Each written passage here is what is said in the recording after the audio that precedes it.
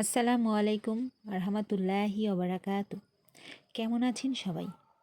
আশা করি সবাই আল্লাহর রহমতে অনেক ভালো আছেন।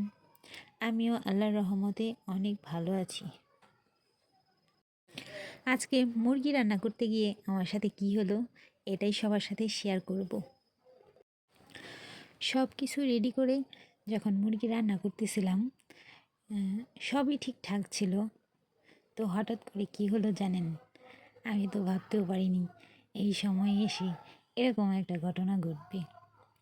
তো সবাইকে বলবো কি হয়েছে।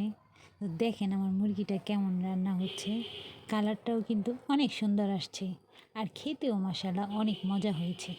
তো রান্না করার সময় হঠাৎ করে গ্যাস চলে গেল। এখন কি করব?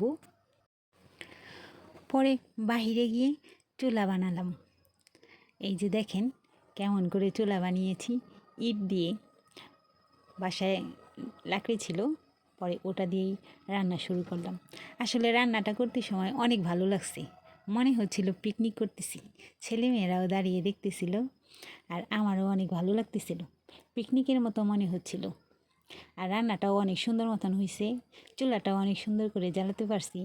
দেখেন বন্ধুরা কি সুন্দর করে জ্বলতেছে, আমারও অনেক ভালো লাগছে, মনে হচ্ছে পিকনিক করতেছি।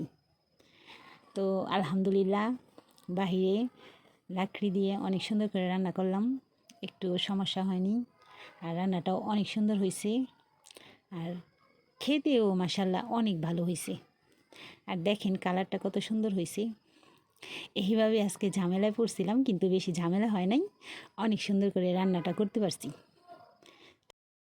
তো বন্ধুরা দেখেন মুরগিটা কত সুন্দর রান্না হয়েছে, কালারটাও যেমন সুন্দর এসছে, খেতেও মাশাআল্লাহ অনেক মজা হয়েছে।